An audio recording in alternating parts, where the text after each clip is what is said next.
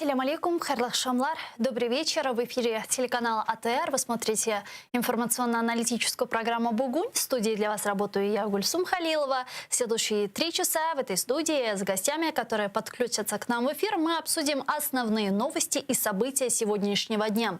Вы также можете присоединяться к нашему эфиру на экраны ваших телевизоров. Режиссеры периодически выводят номер телефона. +3 8073 419 41 58. Звоните нам абсолютно бесплатно по Вайберу.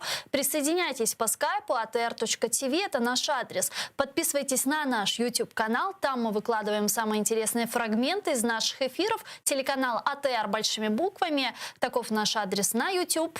Там вы можете смотреть наши эфиры как в онлайн-режиме, так и в записи.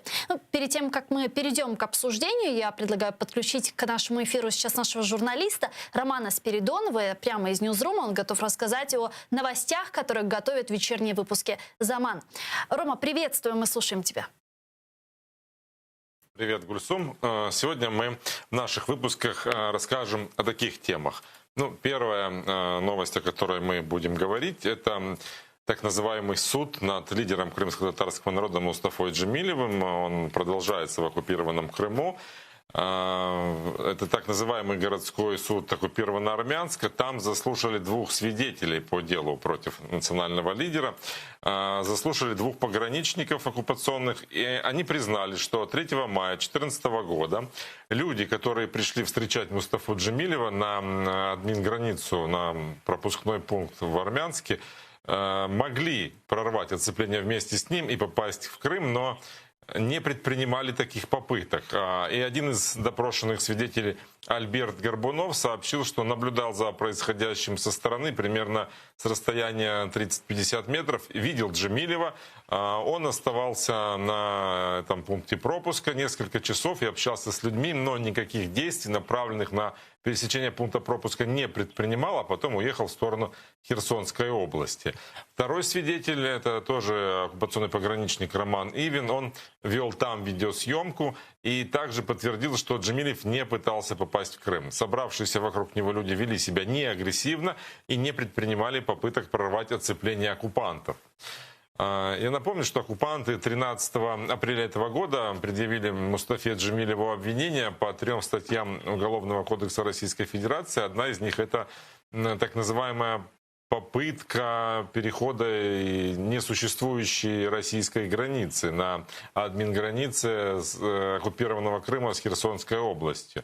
И остальные статьи, связанные со старым делом, которое было расследовано еще в Украине, оно касалось дела в отношении сына Мустафы Джемилева Хайсера. И вот по этому делу, которое в Украине уже было расследовано и закончено, его пытаются обвинить в приобретении и хранении, незаконном приобретении, хранении боеприпасов, а также небрежном обращении и хранении огнестрельного оружия, из которого был совершен выстрел и произошел несчастный случай.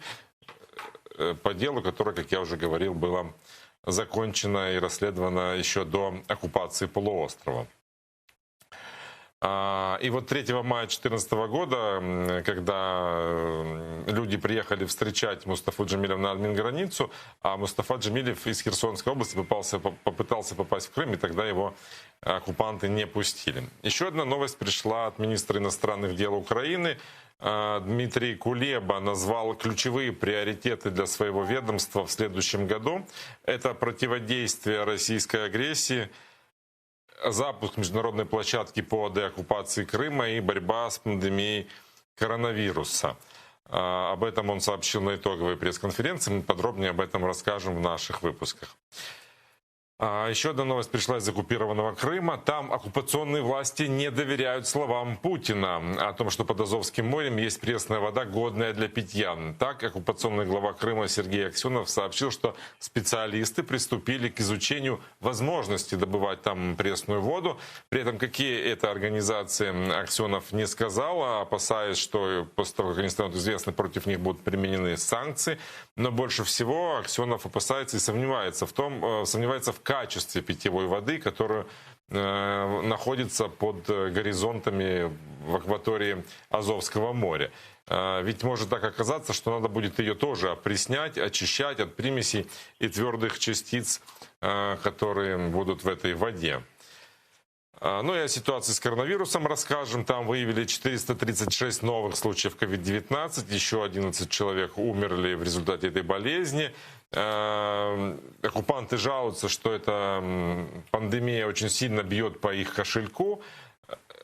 Растет число заболевших, и даже теперь военные российские, оккупационный Черноморский флот вынужден разворачивать коронавирусные госпитали на полуострове. Вот один такой сейчас уже развернули в оккупированной Ялте. Подробнее обо всем этом мы будем говорить сегодня в наших выпусках в 19:00 на украинском и в 21:00 на крымско-татарском. Гульсум? Чухсагул Роман, это был наш журналист Роман Спиридонов с нами на прямой связи. Смотрите вечерние выпуски «Заман» в 19:00 на украинском языке и в 21:00 на крымско-татарском языке. Ну а мы перейдем к обсуждению вышеупомянутых новостей. Действительно, сегодня в оккупационном армянском городском суде заслушали двух свидетелей по так называемому делу, которые сфальсифицировали против лидера крымско-татарского народа Мустафы Джемилева. С нами сейчас его адвокат Николай Полозов. Николай, здравствуйте.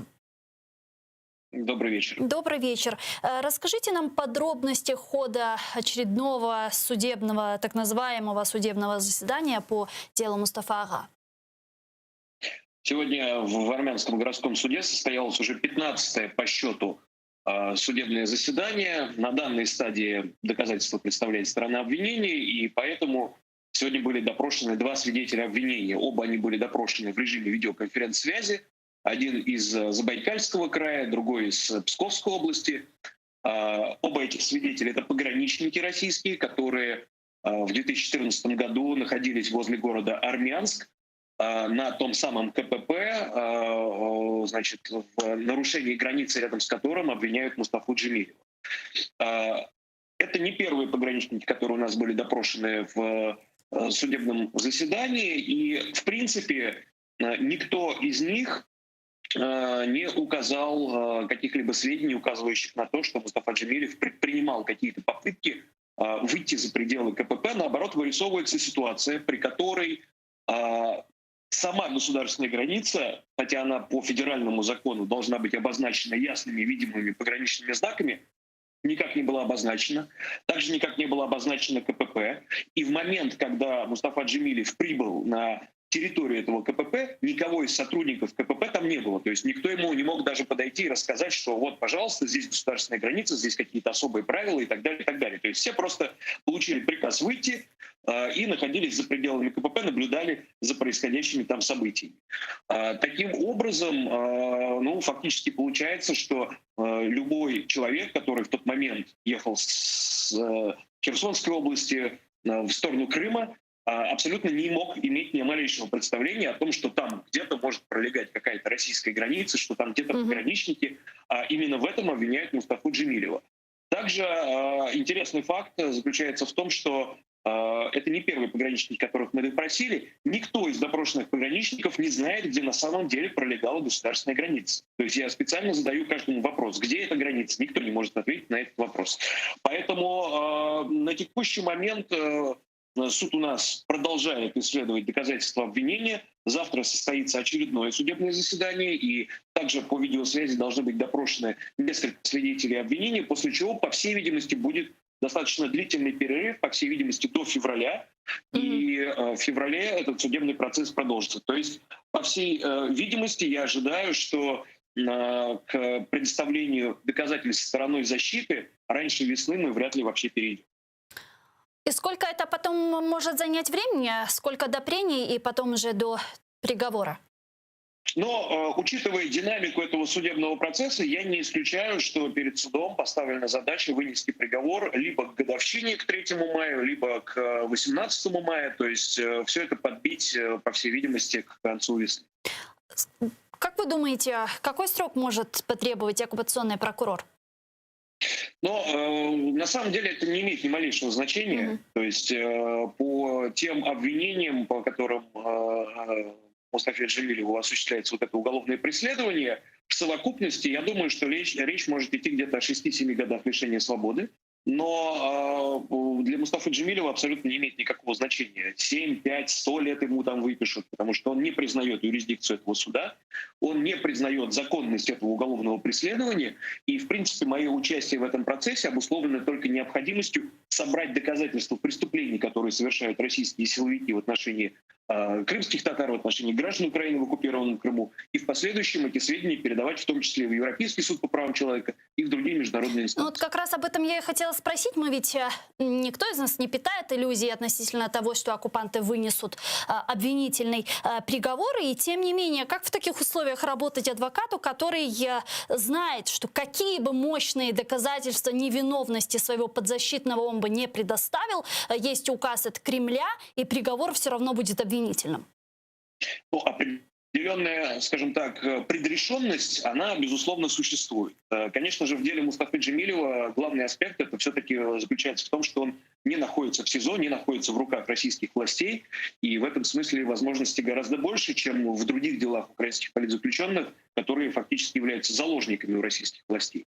Но мы оцениваем, скажем так, эти судебные процессы как подготовку к настоящим судебным процессам, которые будут в международных инстанциях. То есть как некий самостоятельный судебный процесс, вот это действие, которое происходит и в Армянском городском суде, и в Верховном суде Крыма, и в других судах на оккупированной территории, и на территории Российской Федерации по делам украинских политзаключенных, всерьез к этим процессам относиться нельзя. Серьезные только реальные сроки, на которые отправляют людей. Все остальное — это абсолютный театр абсурда. Действительно, это театр, как вы говорите, но тем не менее, как думаете, чего добиваются оккупанты вот этим всем процессом, который сейчас идет? Это элемент запугивания народа через призму лидера или здесь есть что-то другое? Здесь несколько аспектов. Действительно, это и определенный, скажем так, элемент политики запугивания коренного населения, коренного народа Крыма. Это и некие, скажем так, политические аспекты, потому что российским властям очень важно, ну, скажем так, всячески демонстрировать, в том числе на международных площадках, свою правоту. И тем самым размахивая вот этими приговорами, которые уже вынесены и в отношении Ленуры Ислямовой, и будут вынесены в отношении Рифата Чубарова, Мустафы Джемилева, всячески дискредитировать их, говорить, зачем вы слушаете этих лидеров крымских татар, потому что они преступники, вот наши приговоры наших судов и так далее, и так далее. То есть это исключительно необходимо для такой попытки политической дискредитации Мустафы Джемилева, Рифата Чубарова на международных площадках.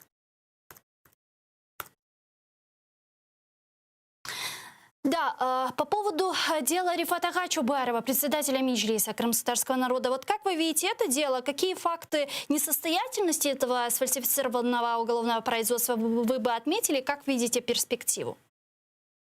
Ну, само по себе дело-то оно известное. Это то же самое дело, по которому осудили Ахтема Чайгоза и выписали ему 8 лет лишения свободы, то есть якобы за организацию массовых беспорядков, которые на самом деле не имели места быть. Был митинг 26 февраля 2014 года возле здания Верховной Рады Автономной Республики Крым.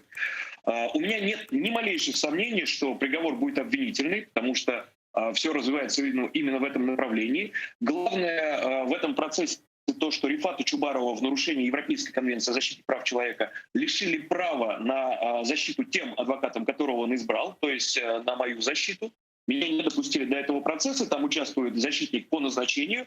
Естественно, этот недопуск в дело Рифата Чубарова мы обжаловали, уже прошли апелляцию, нам отказали, сейчас мы планируем подавать в кассационную инстанцию. А вот обвинения, которые касаются публичных призывов к нарушению территориальной целостности, по всей видимости, в приговор уже не войдут, потому что российские власти приняли закон, который частично декриминализирует эти обстоятельства, и для, скажем так, возбуждения дела по статье 283 необходимо как минимум сначала административный протокол, административные правонарушения совершить.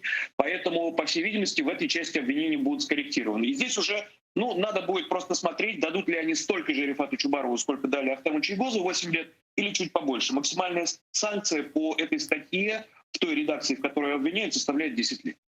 Спасибо вам большое. Чухсагул, у нас адвокат Николай Полозов был с нами на прямой связи. Но мы переходим к следующим темам, которые в том числе упоминал мой коллега Роман Спиридонов. Это ситуация с дефицитом воды на территории оккупированного полуострова. Там действительно оккупационные руководители Крыма высказывают такое недоверие к идеям президента России Путина. Вот недавно оккупационный глава Сергей Аксенов сказал, что специалисты приступили к работе по обоснованию возможности добычи пресной воды под Азовским морем, однако отметил, что это вполне себе сомнительная такая история. Давайте его послушаем.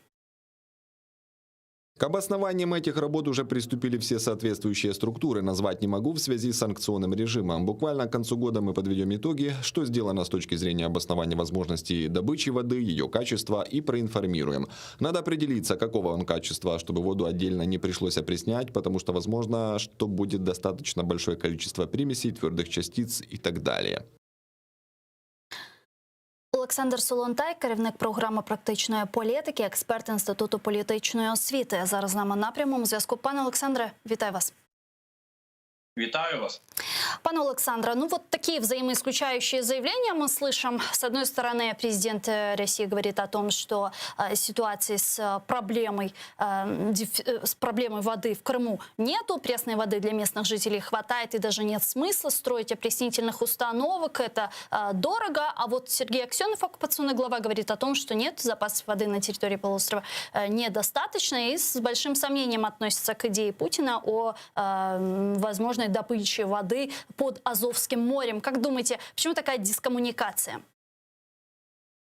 Думаю, хорошие, плохие полицейские, работа на информационное поле общегосударственное, российское, и работа на информационное поле местное, розыгрыш ролей, просьба от местных к Путину. Разные мысли по поводу того, почему может быть такая дискоммуникация. Но то, что беспорядок, это же очевидно, и то, что воды не хватает, это же тоже очевидно.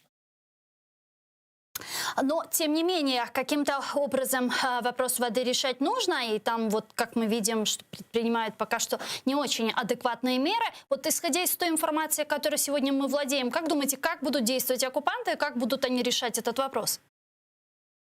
Ну, все действия будут за пределами адекватности, потому что адекватное действие только одно — отдать Крым назад в государство Украина, включить каналы и решить вопросы взаимосвязи естественной, которая есть между полуостровом и материковой частью. Это единственный адекватный путь. Это Крым должен быть в Украине. А все другие пути полуадекватные или неадекватные. Поэтому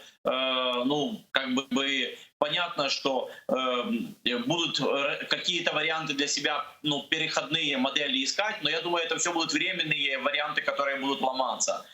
Насчет самого более вероятного пути, по которому пойдут, это, я думаю, по факту будет уменьшение потребления воды и сокращение всего, что без воды невозможно в результате уменьшения крымской экономики как такой. И в аграрной сфере, и в городской сфере, и уменьшение потока, и уменьшение количества жителей. Я думаю, что в ближайшее время по факту это случится. Хотя декларировать и заявлять будут другое, про то, что там такой проект, там ремонт. Как там в Симферополе говорят про то, что больше 50% воды в дырявые трубы вытекает, что вот мы трубы ремонтируем, уменьшаем прорывы и так дальше. Но по факту произойдет все-таки то, о чем говорить не будут, но в реальности это произойдет, это просто будет сокращаться все то, что живет на воде. Ну а если говорить с политической точки зрения, может ли оказывать Россия такое политическое давление на Украину? Мы уже видели несколько прецедентов, когда она апеллировала к международным структурам, к Организации Объединенных Наций, пыталась выставить Украину в не очень лучшем свете, якобы страну, которая доводит Крым до гуманитарной катастрофы. Вот эти их попытки, как думаете, они тщетны? По моему мнению, в любой момент может начаться военная операция, сухопутная операция, соединение Крыма с материковой частью Украины, захват юга Херсонской области, соединение оккупированного Крыма через пробивание коридора Бердянск, Мелитополь, Генический район, по-моему, могут быть самые плохие сценарии. Поэтому давление на дипломатическом информационном плане — это еще, как то говорят, цветочки И к этому я надеюсь, что мы готовы. Во всяком случае, наши усилия по созданию, как государства Украина, которые объединились с общественными структурами по созданию Крымской платформы, говорит об адекватных действиях внешней политики и дипломатии. А вот то, что мы до сих пор не готовы отражать прямую военную атаку на юге нашей страны, это меня тревожит больше. Ну, к югу нашей страны мы еще обсудим с вами Донбасс.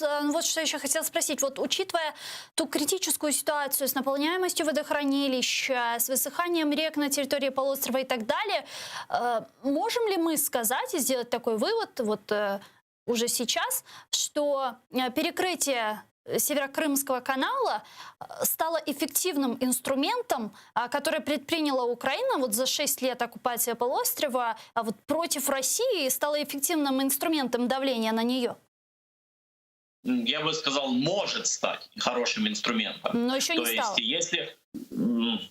Почему я сомневаюсь, что стало? Потому что я не уверен в том, что информационно хорошо проработано, разъяснено и объяснено каждому, который пересекает линию разграничения, каждому, который как-то связан с Крымом, про то, каким образом это инструмент, какие последствия, когда вода будет, и про то, что напоминаем о том, что чем быстрее вернем Крым в состав государства Украина, тем быстрее решатся эти проблемы, что это прямо взаимосвязанные проблемы. Вот я не уверен, что мы выиграли борьбу за умы, за коммуникацию, но и не потому, что достаточно ли вложили в это денег. Россия всегда больше денег в это может вложить. А все-таки по сути правильные ли коммуникационные сообщения и правильные ли позиции вообще были каждому человеку донесены. Вот у меня по этому поводу есть сомнения.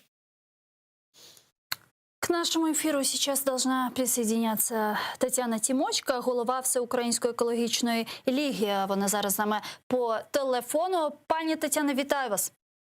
Доброго дня. Доброго дня. По вашим оценкам, насколько сегодня критическая ситуация на территории полуострова с дефицитом воды? Цей дефіцит води вже почався одразу в 2014 році, коли було припинено водопостачання по каналу. І цей дефіцит води, він не є таким штучним, він є природнім, тому що якщо немає постачання Дніпровської води, в Криму немає води. Її не було в 50-х роках, її не було до моменту збудови цього каналу, і її не буде там ніколи в достатній кількості, тому що Крим не забезпечений водою, особливо Північний Крим. І будь-які спроби щось спекулювати на цьому або планувати, це все абсолютне дурниця і пустопорожні заяви. Тому що насправді Крим в силу своїх кліматичних умов, географічного розташування, він не має достатніх запасів прісної питної води. Что думаете относительно той идеи, которую недавно высказал Владимир Путин, идея, которую многие эксперты оценивают фантастическая, якобы о том, что воду можно добывать в залежах под Азовским морем? Насколько эта идея жизнеспособна и может ли действительно эта вода быть пригодной? Ну, тут є кілька аспектів. Пан Путін, коли в 2014 році ухвалив рішення про окупацію Крима, абсолютно не враховував географічне і географічне розташування і ресурсне забезпечення Криму водою. Вони, звичайно, в їхніх планах було те, що вони нагнуть Україну і те, що якось воно вийде. Не вийшло. І тепер після того було дуже багато різних спроб, не менш фантастичних, а саме видобування підземних вод, що призвело до засолення існуючих горизонтів, або використання сховищ там гірських вод. Це все було недостатньо. І зараз ці заяви, вони не є аж такими фантастичними з огляду на геологічну будову цієї території, але перше, в Азовському морі немає розмежування кордонів, і там, де це може робити прибережному шерифі, прибережній смузі, але це територія України, це будуть нові конфлікти. Це, можливо, ці заяви є новими провокаціями. З іншого боку, це призведе, якщо так навіть уявити собі, що бурити свердловини і добувати там воду, це призведе до порушення підземних горизонтів і засолення існуючих вод на самому півострові. Взагалі Крим може тоді будь-які води втратити, які зараз є. Тому наукового обґрунтування ці заяви не мають. Це заяви, знаєте, псевдополітика, який чи вже тепер не знає, що з цим робити, і просто накручує ситуацію з тим, щоб або налаштувати населення проти України, або якимось чином відреагувати взагалі цю агонію, яка називається окупація Криму. Дякую дуже, пані Тетяна. Тетяна Тимочко була з нами на прямому зв'язку, голова Всеукраїнської екологічної лиги. Глава МИД Украины Дмитрий Кулеба назвал ключевые приоритеты для своего ведомства в 2021 году, в числе которых запуск международной площадки по деоккупации полуострова. Об этом он сказал на пресс-конференции сегодня по итогам года. Предлагаю послушать его. Пріоритет номер 1 – протидія російській агресії і зміцнення безпеки України. Другий пріоритет – боротьба з пандемією коронавіруса. Третій – запуск Кримської платформи. Мені приємно, що ця ініціатива викликала такий жвавий і позитивний резонанс не тільки в українській спільноті, а й у наших міжнародних партнерів. В оккупационном руководстве оккупированного полуострова уже отреагировали на это. Там оккупационный глава Сергей Аксенов сказал, что создание новой международной площадки не поможет вернуть Крым. Вот его цитата. Никакие платформы не помогут, пусть не тратят время. Мы на родине навсегда. Информационная политика у них вся направлена на дестабилизацию ситуации в Крыму. Любое осложнение в Крыму вызывает у них истерическую радость. Они злорадствуют. Не отвлекайтесь на то, что рассказывают украинской власти. Не тратьте время. Ну а вот министр иностранных дел Дмитрий Кулеба сказал, что доволен реакцией России на стратегию Украины по деоккупации полуострова, Крымскую платформу. Вот что он сказал. Реакцією Російської Федерації на Кримську платформу я задоволений. Це реакція дуже нервова. Вони намагаються усіляко дискредитувати цю ідею. Вони нервують, докладатимуть всіх зусиль для того, щоб дискредитувати цю ініціативу. Ми з вами маємо розуміти, що наступного року Кримська платформа буде одним з епіцентрів гібридної війни Росії проти України. Также сегодня руководитель нашего внешнеполитического ведомства провел телефонный разговор с министром иностранных дел Латвийской Республики Эдгарсом Ринкевичсом, где представил Крымскую платформу. Там Эдгарс Ринкевич поприветствовал эту инициативу и отметил ее важность. Сказал, что латвийский министр подтверждает неизменную поддержку Латвии, территориальной целостности и суверенитета Украины. Пане Александре, мы с вами несколько раз уже затрагивали тему Крымской платформы. Вот как вы думаете, станет ли она действительно в 2021 году эффективным инструментом в направлении деоккупации полуострова? Поможет ли она вернуть Крым? Я думаю, що в перспективі, в майбутньому обов'язково допоможе.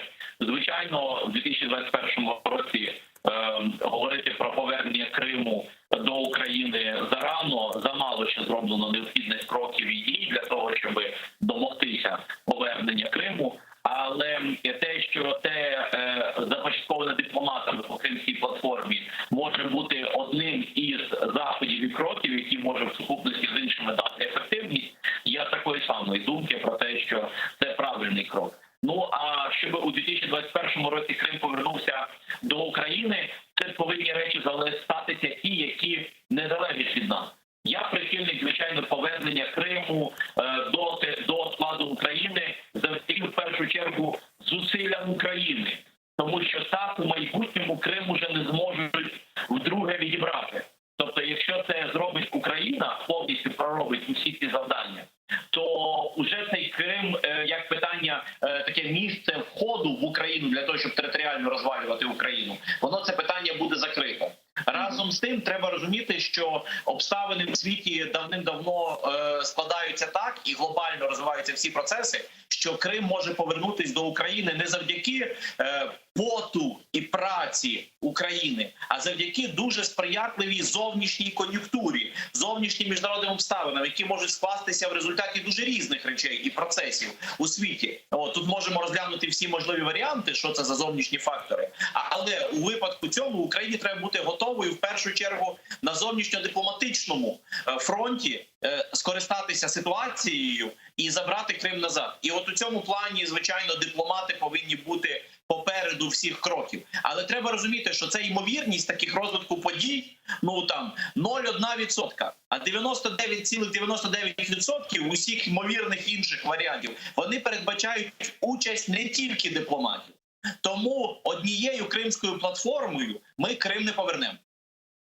Давайте перейдем к Донбассу, к следующей оккупированной территории. Обсудим те процессы, которые происходят вокруг Донбасса. Сегодня утром в понедельник в результате обстрела боевиков в районе Горловки ранения получили 2 украинских военнослужащих. Об этом на своей странице в Facebook сообщает украинская делегация в трехсторонней контактной группе. Вот что там говорят.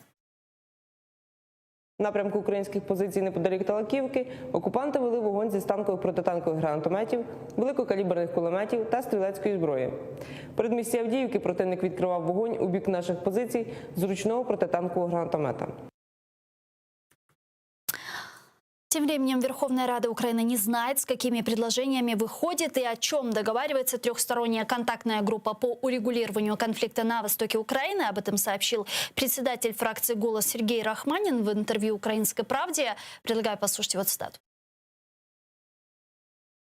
Уявлення про те, що насправді обговорюється, як не було, так і нема. Верховна Рада України, як вищий законодавчий представницький орган, фактично в стороні від цього процесу, попри те, що 3 члени парламенту, 3 голови комітетів є офіційними представниками України в ТКГ. Тобто, коли Україна виходить з якимось набором пропозицій, вони це називають планами. Я не сказав би, що це план, фактично це перелік пропозицій, але менше з тим, з цими планами знайомиться не тільки ОБСЄ. З цим планом знайомиться Росія, яка є агресором, і представники терористичних організацій. А Верховна Рада цього плану ніколи в житті не бачила.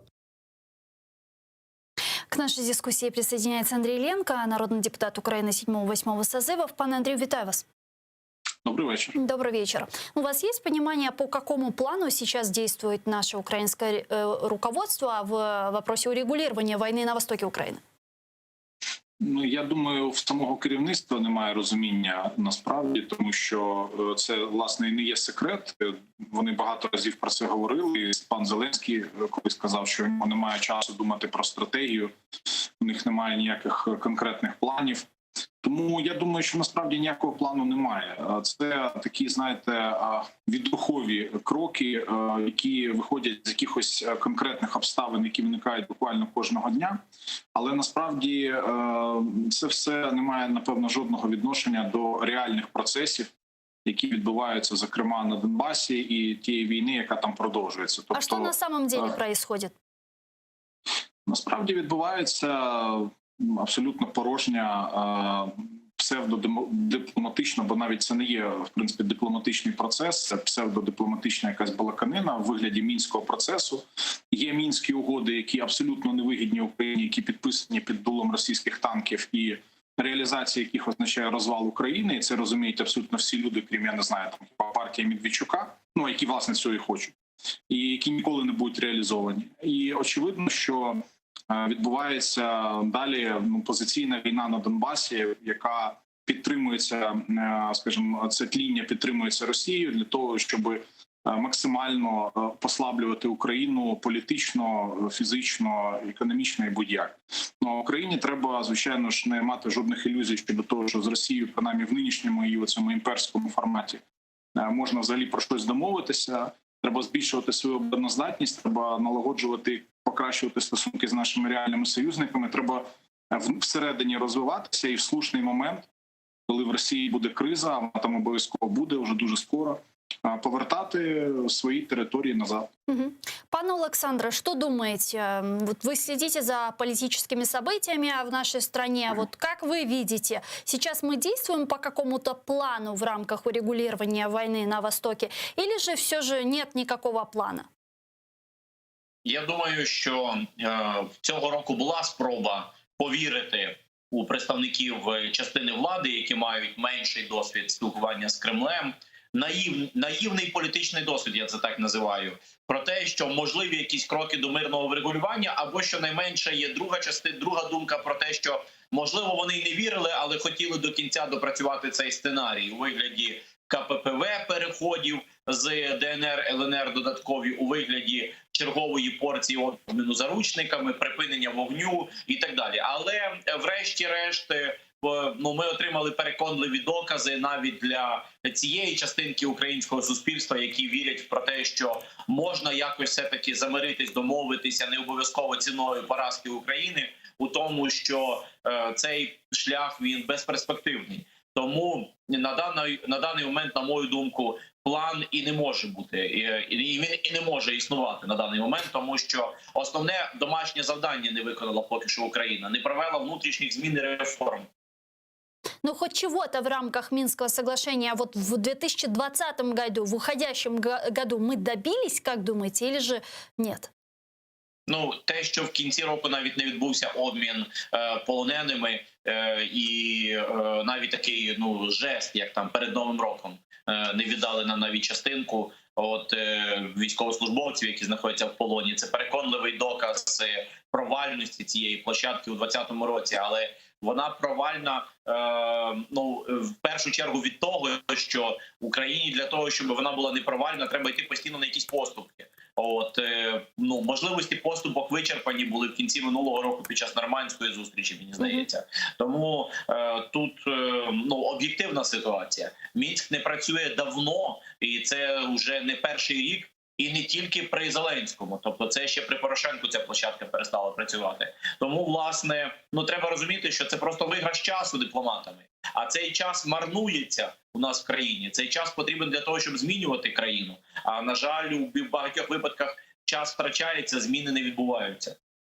Пане Андрею, а есть ли какой-то выход из этой ситуации? Потому что вот мы видим, что действительно ряд вопросов остались нерешенными. Это и открытие контрольно-пропускных пунктов, это и разминирование, и обмен пленными всех на всех, да, и так далее. И многие вопросы, как сообщают в трехсторонней контактной группе наши представители, блокируются Россией в первую очередь. Есть ли какой-то тогда выход? Я про стратегічно, я вже казав, який вихід, тобто я не буду це повторювати, там треба просто ставати сильніше як країна, збільшувати свою економічну військову потужність, покращувати наші відносини з союзниками, готуватися до повернення територій в потрібний момент. Іншого варіанту я ніякого не бачу. Росія абсолютно не здатна ні до яких конструктивних перемовин, вона не хоче ніяких компромісів, вона не хоче ніяких домовленостей, вона хоче знищити Україну. І тому предмету для розмови немає. Тому, можливо, цю балаканину там і для чогось і може і тримати, там для якихось західних партнерів, яким важливо, щоб Україна була така конструктивна, готова на все і так далі. Але очевидно, що погоджуватись хоч на якісь конкретні дії не можна. Тобто, якщо ми говоримо про... Донбассу мы бы могли экстраполировать опыт Азербайджана по Нагорному Карабаху? А я думаю, іншого варіанту взагалі ніякого немає. Тобто, до речі, ви згадали приклад Азербайджану, це дуже хороший приклад. 30 років, майже 30 років Азербайджан чекав, підготувався, якраз такий момент вибрав, коли це було оптимально, і повернув назад, принаймні, частину того, що було втрачено. Я не кажу, що це має бути прямо за таким самим сценарієм, як це робилося в Азербайджані, але очевидно, що сьогодні це навіть смішно говорити про те, що з Росією про щось можна домовитися, це неможливо. І Зеленський, напевно, мав ілюзії якісь, я тут повністю згоден з колегою, він, очевидно, мав ілюзії через свою абсолютну відсутність досвіду в політиці, через, можливо, свій такий радянський культурний бекграунд, він вважав, що він домовиться з Путіним, він зможе, скажімо, знайти з ним якусь спільну мову, мені здається, вже за ці 1,5 роки навіть Зеленський, мені здається, вже починає бо вже зрозумів, напевно, я б хотів в це вірити, що він вже зрозумів, що тут немає про що говорити. І це, тому ці всі мінські процеси, тут, знаєте, справа не в тому, що мінський процес збанкрутував. Тут, переговори з Росією не мають сенсу. Оце ключове. Назвати, добре, там будуть перемовини не в Мінську, а, я не знаю, там десь в Баку чи в Єревані, чи десь ще.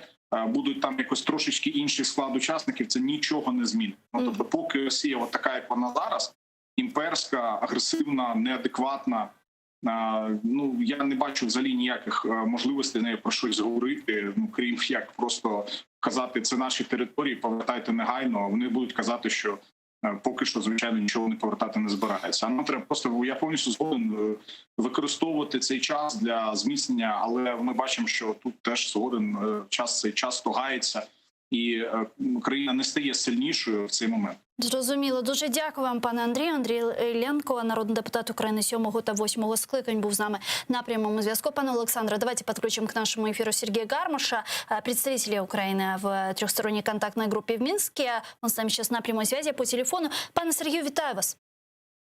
Добрый вечер. Добрый вечер. Ну, мы приближаемся уже к концу 2020 года. Какие успехи вы бы отметили в рамках работы в трехсторонней контактной группе в Минске, а какие нет?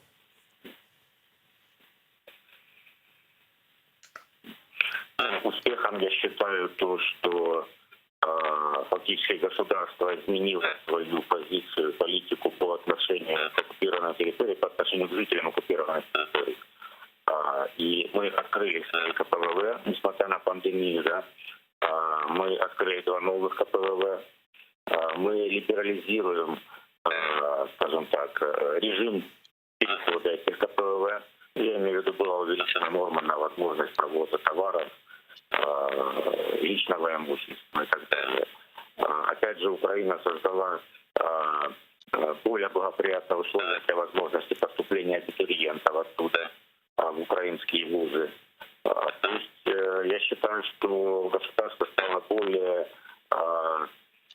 ну, может быть, гуманистически настроенным по отношению к своему населению, которое оказалось там в заложниках фактически. И это большой плюс. По крайней мере, вот на уровне, скажем, того, что мы можем делать. Да? То есть бороться за людей мы можем уже сегодня. Мы начали это делать. Кроме того, конечно, плюсом является перемирие, какое бы оно ни было, но количество убитых и раненых сократилось в 5 раз. Это десятки сохраненных жизней. И не просто десятки сохраненных жизней, это сохраненный резерв военной Украины. И военные нам нужны. Потому что если я слышал, мой предшественник говорил об опыте Азербайджана, то как бы роль военных в этом опыте, ну, первоначально. Нам нужен этот ресурс, его нужно беречь. И нет смысла, скажем, поставлять людей под пули, если они не выполняют боевую задачу по освобождению территории. За сохранение жизни нужно бороться. Это позитив. Еще одним позитивом я считаю, что, ну, скажем так, некоторые члены делегации, особенно вновь работающие, да, появившиеся в них, утрачиваются какие-то иллюзии, с которыми они приходили в делегацию. Я имею в виду, ну, открытым текстом скажу, Леонида Макаровича, да, который сейчас гораздо более реалистично стал смотреть на Москву, на ее действия, скажем так, и на ее марионеток, которые представляют орду, скажем так, со стороны российской делегации. И это тоже большой успех. Мы начинаем более принципиально вести переговоры. Меньше боимся обидеть уже ОБСЕ и Россию. И это показатель того, что не только в делегации, но и на Банковой кто-то тоже уже распять иллюзии наконец-то. И мы начинаем разговаривать с агрессором как с агрессором. Ну и большой успех то, что, собственно, переговоры все-таки сохраняются, что минский формат сохраняется, площадка сохраняется. При этом, ну, нам удается, скажем так, избежать подписания каких-то документов, обязательств, которые потом пришлось реализовать в Украине. Что тоже, в принципе, ну, я считаю дипломатическим успехом. Сергей, напомню, Минск все-таки да, привязан к санкциям против России, хоть и напрямую, но фактически Минск для нас это поддержка наших западных партнеров. Если бы, скажем, для западных партнеров было все равно, нет, то, может быть, с ним не было бы смысла. Но пока мы все-таки слабая сторона переговоров, нам нужна эта поддержка. Поэтому нужно учитывать этот фактор. Сергей, а скажите, вот вы отметили про открытие КПВ, но мы ведь понимаем, что фактически они не работают. Почему все-таки ряд вопросов остались нерешенными? Это и разминирование, и выполнение коммюнике после встречи 4 лидеров в нормандском формате. Вот очень коротко, основная причина. Основная причина – это нежелание России решать, во-первых, конфликт, решать себя такого инструмента влияния на Украину. Первое. Но если говорить о фактических вещах, то нежелание России иметь очередную нормандскую встречу, поскольку на нормандском формате Россия, скажем так, рассматривается как страна конфликта, как страна-агрессор. Естественно, это невыгодно России. Поэтому Россия пытается все перевести, скажем, в поле решений ТКГ, чему Украина и нормандские наши партнеры сейчас, скажем так, сопротивляются, достаточно успешно сопротивляются. Спасибо вам большое. Дуже дякую. Сергій Гармаш, журналіст, представник української делегації в трьохсторонній контактній групі в Мінську, був з нами на прямому зв'язку. Пане Александре, вы известный политический аналитик, эксперт по политике. Вы все это время, на протяжении всего этого года, следили за тем, в какой политической турбулентности находилась наша страна. Вот каким вы видите будущий 2021 год в политическом смысле для нашей страны? Вот что нас ждет? Ну, скажу, что мне бы хотелось, чтобы при выборе, знаете, ситуации в третьем году президент и его правящая команда приняли решение не третий конверт писать. Помните, есть такая басня в политике о том, что когда пришел новый предшественник, то новый человек на должность, то ему там старый предшественник оставил 3 конверта. И там на каждый год, что когда будет очень тяжело, ну совсем тяжело, и когда уже просто все, капец. Вот, и вот когда сейчас Зеленский уже использовал конверт валить на предшественника, использовал там конверты, что новые были, только учились, только разобрались, кадровая чехарда, чтобы президентская команда в следующем году, главное, чтобы не приняла решение писать 3 конверта следующим, кто придут после них, а приняли все-таки для себя решение попытаться остаться при власти. А что основа власти в первую очередь? Это доверие.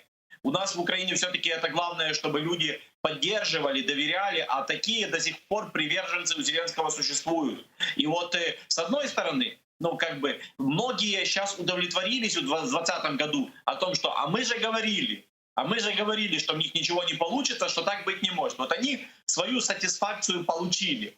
А вот те избиратели, которые не были активные, не были пассивные, которые были, ну, такие, ну, такими, которые хотели изменений, но не очень вникали в политику, они же своей сатисфакции не получили в виде изменений в нашей стране. А мне бы хотелось, чтобы все-таки они это удовольствие получили, уменьшение коррупции, уменьшение бедности и так дальше. Если этого не произойдет в 2021 году, закончится это окончательным, полным обвалом рейтинга Зеленского, это повергнет нашу страну в политический кризис преждевременно, до досрочных выборов. Станет острый вопрос досрочных выборов, и мы будем жить, кроме того, что мы и так живем в экономическом и коронахаосе, мы еще будем жить в таком тотальном политическом хаосе. Досрочные выборы парламентские вы имеете в виду? Да, это во втором полугодии следующего года может остро поставить вопрос, если в первом полугодии окончится вот эта кривая падения поддержки Зеленского, которая весь длилась весь 2020 год, окончится тем, что он перестанет быть лидером симпатии в стране. Вот. Это я не про то, чтобы надо поддерживать Зеленского, надо ему симпатизировать. Это я о том, что самому Зеленскому как президенту в следующем году, в первом полугодии, фактически придется пройти Рубикон. Или Рубикон человека, который еще может в будущем думать о том, что он все-таки станет президентом до конца. Потому что он только-только начал делать какие-то первые шаги понимания вообще всей этой ситуации. Или у него все окончится, так и не начавшись. А что может стать вот этим вот... Что может стать вот этим спусковым механизмом, который бы повлек за собой вот этот политический кризис, в котором мы можем оказаться уже в 2021-м? как по мне, негативные и позитивные сценарии следующие. Позитивный сценарий — это если в Украине таки будут сделаны шаги в преодоление политической коррупции. Вот. Негативный сценарий, как по мне, это в том случае, если коронавирус не завершится, экономический кризис не завершится, и к этому всему добавится политический кризис, который будет значить этот момент тогда, когда рейтинг недоверия и рейтинг неподдержки и протеста превысит все возможные рейтинги доверия ко всем институциям центральных органов власти вместе взятыми. Это значит, что протестное настроение снова в Украине станет сильнее, чем настроение, что давайте посмотрим. И если в этот момент власть не примет решение о досрочных парламентских выборах, мы снова будем жить как на пороховой бочке. А пороховые бочки в нашей стране заканчиваются по-разному. Иногда это заканчивается революцией, Майданом, неплохой сценарий. Но иногда заканчивается лучшим сценарием — электоральная революция. Да, просто без Майданов, без революций люди идут на выборы и голосуют за тех, кто никто не ожидал, что он победит. Но, как мы видим по тому же Зеленскому, это означает не только ротации политиков, это означает и приход в политику огромного количества неподготовленных людей. Ну, такое ведь мы уже проходили. Ну и неизвестно, какая революция лучше, электоральная или уличная. Мне кажется, все-таки электоральная избирательная революция — это все-таки больше эволюционный путь. Революции в наших условиях — это все-таки путь уличный, когда скатывается народ все-таки к силовым каким-то иногда мероприятиям в ходе движения повставших, протестующих, несогласных и так дальше. Поэтому я все-таки думаю, что для нашей страны будет лучше так, чтобы весь 2021 год власть все-таки делала усилия, делала реформы, делала попытки что-то поменять к лучшему, удерживаясь, цепляясь за власть, перебывая при власти дольше, чтобы в следующем году все-таки механизм в несрочных выборах не запустился, не стартовал. Все-таки Украина сделала какие-то домашние задания по соглашению с ассоциацией с ЕС, по исполнению обязанностей перед кредиторами, по реформах, которые взяли перед населением, в конце концов, на выборах, чтобы политики исполнили часть своих программ, а потом уже можно идти на какую-то перезагрузку. Ну, уже сейчас начали говорить о возможной отставке правительства. Это как вариант. Да, насколько это возможно?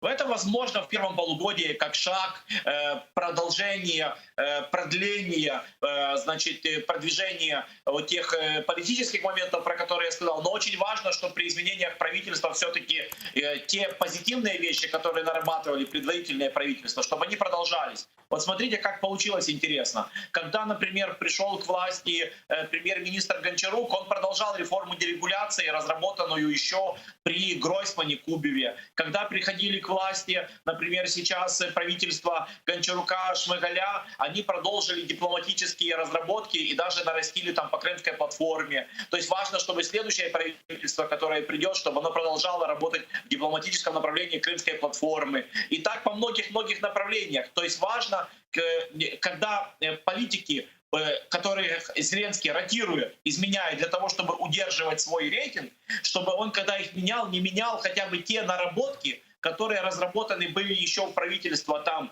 Гройсмана, там предшественников, вот, чтобы Гончарука, там Яценюка и так далее, чтобы те позитивные вещи, которые делались с международными организациями, с международными партнерами, чтобы они продолжались разрабатываться и осуществляться. Потому что, например, имеем и негативные примеры. Ну, хотите пример, вот Шкарлет, который пришел к кнопкодавствам, который пришел 226 голосов на должность министра образования, из этих 226 часть фальсифицирована. То есть плагиатор, этот человек вообще не должен был стать министром.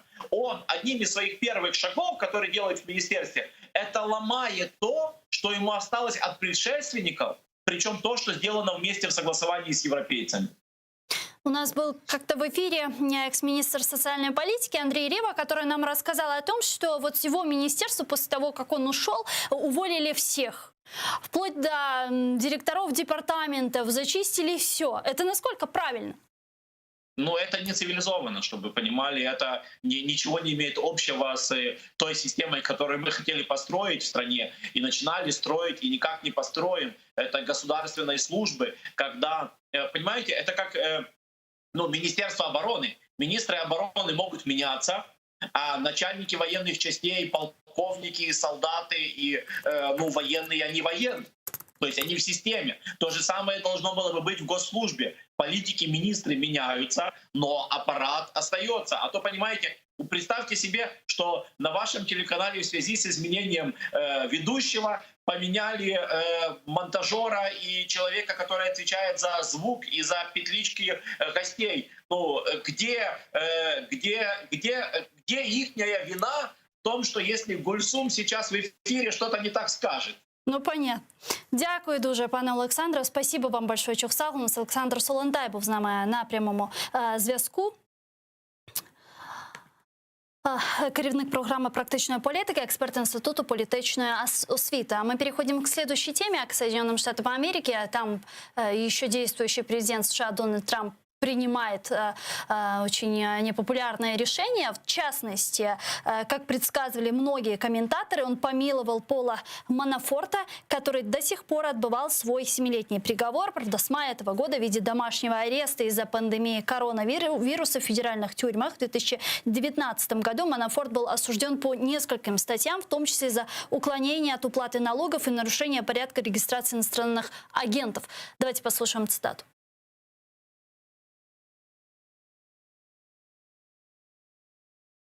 Росія натякала на численні, такі, що часто суперечать одна одній теорії змови. Будьмо чесні, такі теорії змови – це ніщо більше, крім як спроби відвернути від серйозних питань на адресу уряду Росії. США вважають, що співробітники ФСБ використовували нервово-паралітичну речовину «Новачок» для отруєння Навального. Немає ніяких інших правдоподібних пояснень, окрім причетності і відповідальності за це російської влади. Ярослав Божко, голова Центру політичних студій «Доктрина», зараз з нами на прямому зв'язку. Пане Ярослав, вітаю вас. Витаю вас. Ну вот, что думаете по поводу помилования Пола Манафорта? Дональд Трамп уже начал показывать свое истинное лицо. Так это можно расценивать? Или же есть какие-то другие причины? Знаете, я бы немножечко в другом ракурсе на все это смотрел. Во-первых, люди, которых он помиловал, непосредственно относятся к его команде, в том числе и Манафорт, и Кушнер-старший, вообще, по сути, может считаться его родственником, потому что Кушнер-младший женат на Иванке Трамп. То есть, по сути, он помиловал людей из близкого круга, которые так или иначе были задействованы вот в этом вот переговорном процессе теневом с российскими элитами. Мне кажется, на самом деле, что помимо помилования своих, здесь была логика на будущее, возможно, ориентированная на получение какого-либо финансирования или помощи от России. Потому что самый главный вопрос, на самом деле, для Трампа сейчас — это его будущая предвыборная кампания 2024 года, в которой он намерен участвовать. И во многом вот эта кампания, которая велась касаемо гипотетической фальсификации выборов им, она также нужна была для того, чтобы мобилизовать республиканского избирателя и тоже по 2024 год собрать себе достойное какое-то финансирование для кампании, потому что именно от финансирования во многом и будет зависеть то, в каких позициях он подойдет к 2024 году. Ну, по сути, мы видим, как Дональд Трамп помиловал людей, которых в Америке уличили в страшных грехах. Это и неуплата налогов, вранье, отмывание денег, пособничество, значит, антагонисту России и так далее. Это нормально вообще? Это необратимый вообще процесс? Ну, смотрите, все-таки имеет место помилование. То есть никто же не говорит объективно о том, что эти люди не совершали преступления. Преступление было, просто президент воспользовался этой возможностью их помиловать. Ну, почему именно тогда сейчас? На самом... Да, то есть сохраняется полностью и дело против них, оно существует, просто они помилованы. Это не значит, что их вина не доказана, или что они в этом всем не участвовали. Да, тут больше спор, знаете, уже тогда в таком случае не о личности Трампа, а больше о самом институте, о самой этой возможности помилования со стороны президента. И действительно, я считаю, что здесь имел, конечно же, место конфликт интересов, потому что Трамп выносил управленческое решение, которое касалось, непосредственно круга его товарищей и в некотором роде даже одного родственника. Мне все же кажется, что эти люди ему нужны тоже как определенный таран на будущую кампанию, как такие, знаете ли, носители определенных радикальных идей, которые они будут высказывать во многом созвучно Трампу. И предлагаю тоже на предыдущий кейс, когда был помилован генерал Флинн, тоже подозреваемый в связях с Российской Федерацией. Он уже успел взять участие в некоторых ралли Трампа против вот этой фальсификации выборов в качестве спикера. То есть, скорее всего, эти люди будут раскручиваться как незаконно осужденные, как люди, там, которых клеветала, возможно, демократическая пропаганда или дипстейт. Тут зависимо от контекста ситуации будет выбрана формулировка. И именно вот такие вот образы им будут выбраны. И мне кажется все же, что будущие контакты Трампа с Российской Федерацией, они уже перейдут из разряда частично возможных в такие реально нужные, потому что сейчас он уже не в том положении, когда у него есть возможность сильно выбирать в среде спонсоров. Также Дональд Трамп наложил вето на оборонный бюджет США, который, собственно, предусматривал усиление санкций против российского газопровода «Северный поток-2» и помощь Украине. Вот что там говорят. Давайте послушаем цитату. Президент Дональд Трамп в середу наклав вето на законопроект про політику в галузі оборони. Законопроект передбачає 3% підвищення заробітної плати військовослужбовцям США і більше $740 мільярдів на військові програми і будівництво. К нашему эфиру присоединяется Юрий Рашкин, депутат окружних зборів округу Року в штаті Висконсин. Пане Юрию, вітаю вас. Здравствуйте, спасибо за приглашение. Да, здравствуйте. Ну что ж, слышали сейчас цитату. Скажите, вот эта пакость во имя усложнения работы новой администрации президента США Джозефа Байдена или просто видение Дональда Трампа? Это то, что он планировал давно наложить вето на бюджет?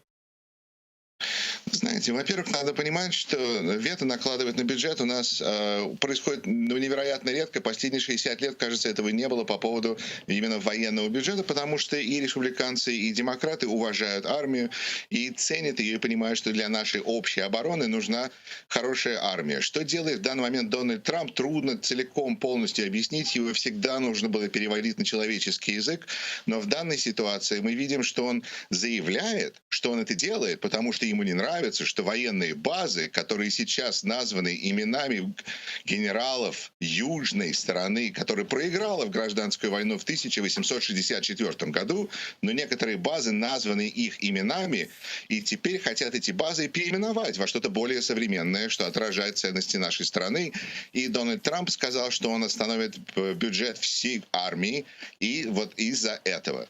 А с другой стороны, есть более практичные причины, которые вы перечислили. Теперь Соединенные Штаты не смогут какое-то время. Это мы говорим пока что о днях. Разница между тем, что либо Дональд Трамп сейчас подпишет это, то есть наложит вето, и это вето будет проголосовано против него, превзойдено, либо это произойдет уже с новым Конгрессом, и тогда этим будет заниматься Байден, или, по крайней мере, это будем заниматься после 3 января новый Конгресс. Но он задерживает, он все, что он может, задерживает. Это президент, который ставит палки всем хорошим начинаниям и который постоянно принимает плохие решения, потому что даже республиканцы сейчас смотрят на него в ужасе, потому что он их ставит перед тяжелым выбором, когда им нужно либо поддержать своего замечательного президента, который их ядро обожает, либо проголосовать за армию.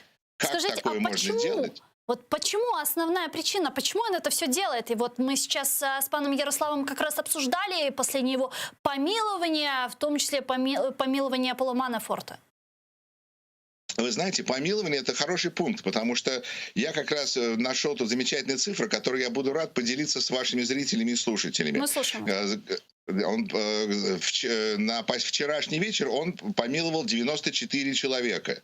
Из них 68 помогают его политической агенде, 40 из них имеют персональную личную связь к нему, 13 он о них узнал благодаря телевизионным комментаторам, и 20 были знаменитостями.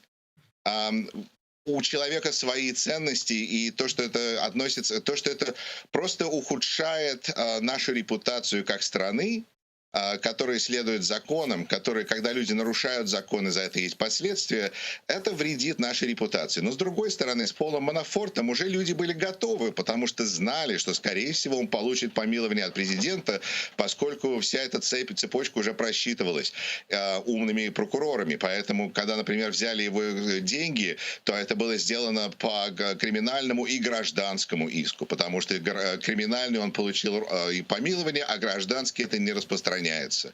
И теперь, когда на них, некоторых из них поведут обратно дела в суды в штатные, они не смогут, насколько я понимаю, использовать 5-ю поправку Конституции о том, чтобы не клеветать и не оговаривать себя, они не могут теперь молчать. Поэтому это такая смешанная ситуация, которая ничего, в общем, хорошего не говорит ни о Трампе, я бы даже сказал, не о правосудии, но, тем не менее, по крайней мере, мы уже ожидали, что вот это он сделает. И я думаю, что зачем он это сделал? Да, почему? Ну вот, можно посмотреть на причины. Кому это помогает? Это не помогает стране. Это не помогает Дональду Трампу. Он смотрит явно на жизнь после Белого дома. И он расплачивается за долги, как он может это делать. И он планирует, он хочет себе как-то помочь и своей семье в будущем. Вот он, например, одного из людей, которых он оправдал, это отца своего Джареда Кушнера, отца Кушнера, который устроил ужасную вещь. Его сестра хотела его сдать за налоги, за неуплату налогов, а вместо этого он нанял проститутку, которая переспала с мужем сестры, и потом он хотел разрушить их брак, все это развалилось, и он оказался в тюрьме. И вот теперь его президент помиловал. То есть о чем это говорит? Ни о чем хорошем, простите. Кошмар. Спасибо большое, пана Юрию. Юрий Рашкін был с нами. В любое время. Был с нами на прямой связи. Депутат окружних зборів округу Рок у штаті Висконсин с нами на прямом зв'язку. Пане Ярослав, вот мы сейчас... Что скажете по поводу всего вышеуслышанного? Ну, я на самом деле скажу такую вещь, что все-таки вот это блокирование военного бюджета, оно действительно произошло, хотя и ударило по украинской, в том числе тематике, произошло не из-за Украины, а произошло из-за того, что все-таки Трамп не является вот тем классическим современным республиканцем, неоконсерватором, для которого союз с военными очень важен, даже как символическое какое-то явление. Трамп в вопросах внешней политики является изоляционистом, и было множество от него инициатив, связанных в том числе с сокращением военных контингентов Соединенных Штатов на Ближнем Востоке, о выведении войск с территории Федеративной Республики Германия, о сокращении военных расходов, о сокращении военных активностей в целом, что на самом деле стало причиной конфликта Трампа с очень даже республиканскими и такими консервативными военными кругами, и в том числе с бывшим советником по нацбезопасности Джоном Болтоном, и в том числе с бывшим министром обороны Мэттисом, которого Трамп же и назначал, которые на самом деле в один момент стали из его соратников очень резкими критиками, в первую очередь потому, что в военном вопросе Трамп руководствуется изоляционистскими такими точками зрения о том, что США в определенной мере должны отойти от мировых дел в пользу внутренней политики. Для многих людей в США, и особенно в управленческих военных кругах, дипломатических, эта идея кажется, конечно же, неприемлемой. Потому что отказаться от высокого уровня влияния на мировую политику означает в определенной мере сдать и во внешней торговле, и в экономике, и, то есть сделать шаг назад, отступить с тех позиций, которые были завоеваны очень большими усилиями в течение десятилетий. И для действительно то, что называется дипстейта, или для групп управленцев, военных, дипломатов, для Пентагона, для ЦРУ, это действительно кажется неприемлемым. Дякую дуже. Чухсал у нас пана Ярослава. Ярослав Бушко, голова Центру політичних студій «Доктрина», был с нами на прямом зв'язку. Тем временем Госдепартамент США полагает, что сотрудники ФСБ России использовали вещество из группы «Новичок» против оппозиционера Алексея Навального. Об этом заявил представитель ведомства. Он обвинил Россию в попытке убедить в обратном посредством теории заговора, сообщают средства массовой информации. Давайте послушаем, о чем идет речь. Росія натякала на численні і такі, що часто суперечать одна одній теорії змови. Будьмо чесні, такі теорії змови – це ніщо більше, крім як спроби відвернути від серйозних питань на адресу уряду Росії. США вважають, що співробітники ФСБ використовували нервово-паралітичну речовину «Новачок» для отруєння Навального. Немає ніяких інших правдоподібних пояснень, окрім причетності і відповідальності за це російської влади. Напомню, ранее российский оппозиционер Алексей Навальный опубликовал видео, в котором общается с вероятным сотрудником ФСБ, который следил за ним и участвовал в спецоперации по его отравлению. На видео Навальный общается с работником ФСБ Константином Кудрявцевым, и тот почти подтверждает, что политика пытались убить, и даже в деталях рассказывает, как именно это пытались сделать, и говорит о том, почему, собственно, не удалось. Навальный позвонил Кудрявцеву в 7 утра и представился помощником руководителя Совета безопасности РФ Николая Патрушева. Ему якобы нужно было выяснить детали операции для отчета, и он потребовал устный рапорт от сотрудника ФСБ. С нами сейчас на прямой связи Илья Пономарев, оппозиционный российский политический деятель, экс-депутат Госдумы. Илья, здравствуйте. Добрый день. Ну, для начала по реакции США слышали заявление представителя ведомства Государственного департамента США. Вот как вы думаете, вот это понимание того, что сотрудники ФСБ действительно пытались отравить оппозиционного политика Алексея Навального и так далее, повлечет ли за собой какие-то реальные последствия для России в виде возможного санкционного давления из-за всего этого? Ну, мне кажется, что, к сожалению, у нас уже происходило очень большое количество вещей другого рода, ничуть не менее серьезных, тем не менее, которые не приводили никаким серьезным последствиям. Даже то же самое отравление Скрипалей, например, которое тоже было идентифицировано, и ГРУ, и, значит, там британцы разослали всем доказательства, что к этому причастна российская спецслужба, и это при этом нападение на британского гражданина на британской территории, которое повлекло за собой гибель, в том числе случайных британских граждан, да, тем не менее, все последствия закончились там высылкой энного количества дипломатов из посольств по всему миру. Просто на самом деле не такое большое количество инструментов есть, которые можно было бы использовать. Не то, что там кто-то этого не хочет делать, просто вопрос, а что называется, а что они еще могут сделать? Либо переводить эскалацию на принципиально новый уровень, ну, на это Запад, наверное, не готов. А такие вот какие-то мелкие пощечины, но они уже их всех пораздавали. А как вы думаете, что означает вот это вот расследование Алексея Навального, разоблачение этого сотрудника ФСБ в целом для ФСБ как структуры Кремля? Вот эта вот проваленная операция по отравлению и теперь еще и придание гласности того, что действительно это было сделано и того, что это не получилось сделать? Ну, вы знаете, насчет того, зачем это было нужно, там сейчас пол России, и думаю, что не только Россия, а много разных стран мира ломает себе голову, зачем все это понадобилось. Потому что при том, что мы действительно, видимо, можем считать сам факт отравления доказанным, причем доказанным именно исполненным вот этими вот сотрудниками ФСБ, про которые ушла информация. Но при всем при этом вопрос о том, а кто отдал приказ и зачем, и как это все готовилось, и какая была логика за принятием этого решения, мы по-прежнему не знаем. То есть, естественно, Навальный сам по себе, как там политик, обвиняет лично Путина, позиционирует себя, значит, как главного вождя российской оппозиции и пытается создать такую вот дихотомию либо я, либо Путин. Понятно, что ему это очень выгодно, но совершенно непонятно, зачем это изначально было нужно Путину.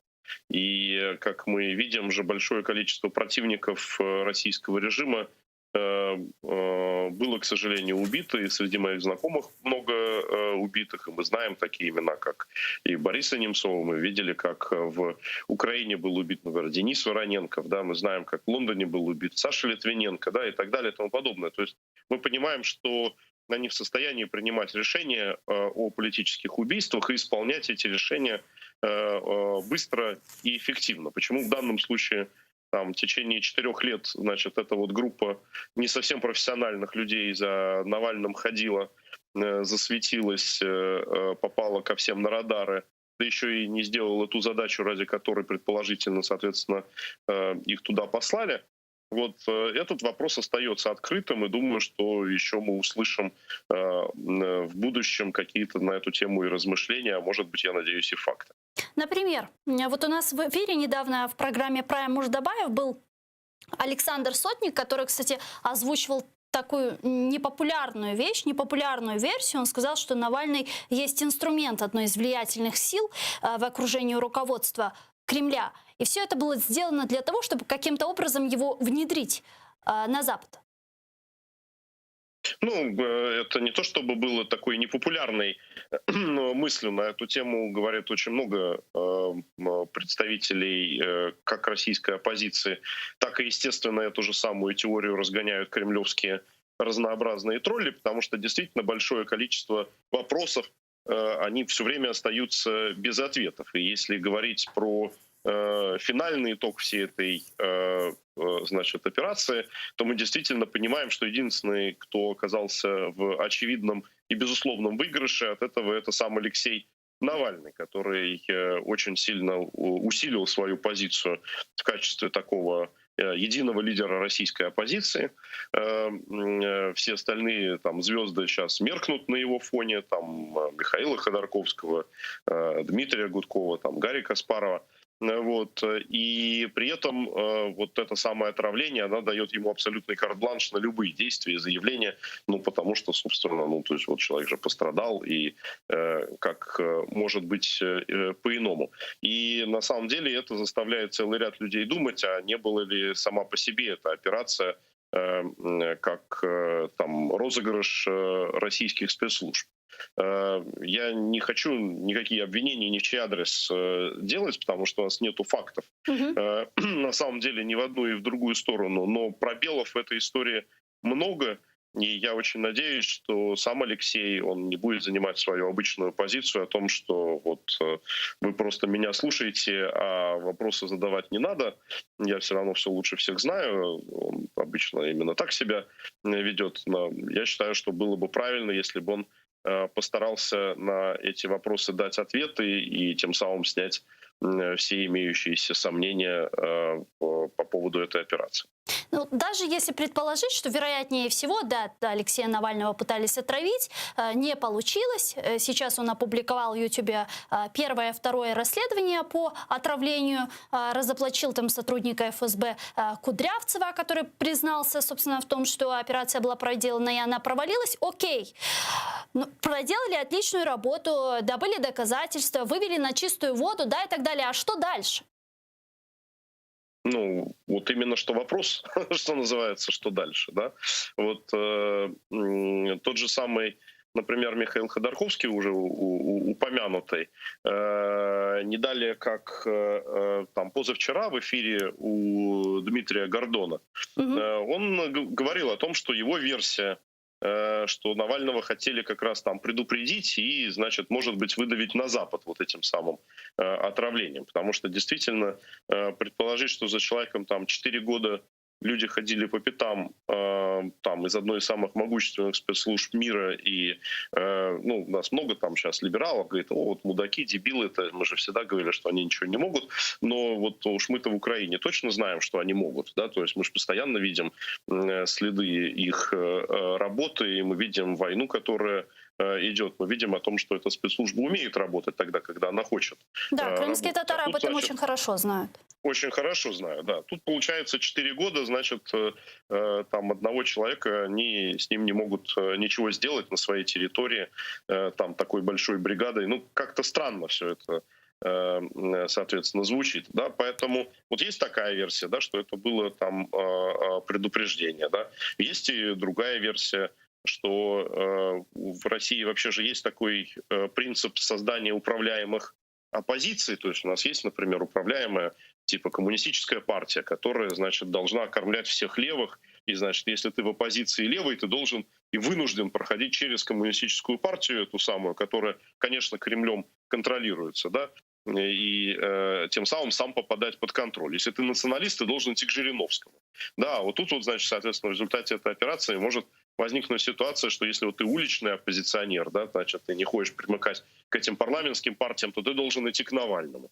Вот, по идее, та же самая конструкция, которую Кремль делает в отношении всех остальных оппозиционных политических сил. Я не знаю, это мы можем гадать бесконечно. Ну вот, кстати, по и поводу я не хочу спекулировать. Вот, кстати, по поводу улицы хотела спросить, вот не является ли вот эта вся информация, которая сейчас всплыла, все же такой умопомрачительной, такой крышесносной, когда есть огромное количество доказательств, которые подтверждают, что вот эти вот люди, являющиеся там кадровыми сотрудниками ФСБ, занимаются убийством своих граждан. Они получают там соответствующие указания от Патрушева и других лиц, отчитываются якобы вот помощнику. И это не порождает за собой никаких массовых протестов. Массовых протестов не было и во время отравления Навального, и после того, как он попал в кому, и после того, как он очнулся и сказал, что его пытался убить Путин, и даже после вот этого расследования. Почему?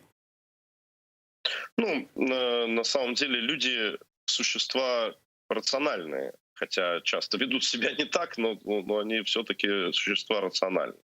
И когда люди выходят на протест, они хотят понимать, что от этого что-то может измениться и к чему-то это все может привести. Вот если вы посмотрите, например, вчера в Москве там был суд над известным муниципальным депутатом Юлией Галяминой. Который, понятно, ее в Украине никто не знает, и в России ее никто не знает за пределами самой Москвы. Ну, то есть один из муниципальных депутатов, которого несправедливо там обвинили по политическому делу. Вокруг ее суда там было 1000, может быть, 2000 человек, да, то есть которые пришли просто то, чтобы ее поддержать. То есть они понимали, что от того, что они придут к суду, ну как бы это будет дополнительно, что суд это услышит, да, и может быть это повлияет на судьбу Юлии Галяминой. С Навальным как бы люди понимают, что они ни на что не повлияют. И ну там, если бы с ним, не дай бог, что-то бы случилось там окончательно, как с Борисом Немцовым, ну была бы большая демонстрация, значит, солидарности, протеста и так далее, на этом бы все успокоилось. Люди готовы выходить тогда, когда они понимают, что от их выхода может что-то измениться. Вот тогда они выходят, и в России они выходят точно так же, как в любой другой стране мира, и так же, как в Украине, и в абсолютно не меньших количествах. Как думаете, Навальный вернется в Россию? Ну, вот это очень сильно зависит от того, значит, насколько там был, не был сговор в этом вопросе вообще, кто принимал и какие решения. Потому что, конечно, в условиях, когда весь мир уже знает, что это там Кремль отравил, ФСБ и так далее, что мешает в этой ситуации Кремлю довести дело до конца? То есть там абсолютно ничего. И вот немцы, например, явно это понимают, и поэтому Навального окружили там всяческой охраной, потому что они понимают, что, значит, сейчас уже никаких тормозов, это вот там кто-то говорит, ну теперь там, значит, с Навального будут пылинки сдувать. Ну а с чего, если его будут сдувать пылинки, если уже все знают, что типа Путин отдавал команду на его отравление. Поэтому если он возвращается и действительно это Путин хотел его убить, да, то я считаю, что жизни Алексея будет угрожать очень большая опасность, и он сам это должен понимать. Если же это дело, которое исходило не с уровня первого лица, или же это был какой-то договорной матч, тоже как вот некоторые предполагают, типа Сотника, то тогда, конечно, он вернется. Я думаю, что Навальный и для Кремля-то он гораздо более ценен, находясь внутри России, чем вне его. Спасибо вам большое. Дуже дякую, пане Илья. Илья Пономарев был с нами на прямой связи. Оппозиционный российский политический деятель, экс-депутат Госдумы РФ. Ну а я, к сожалению, вынужден с вами попрощаться. Мы прощаемся ненадолго, прерываемся буквально на 5 минут. Далее эфир информационно-аналитической программы «Бугунь». Мы уже продолжим на крымско-татарском языке. Не переключайтесь, Куршкинч.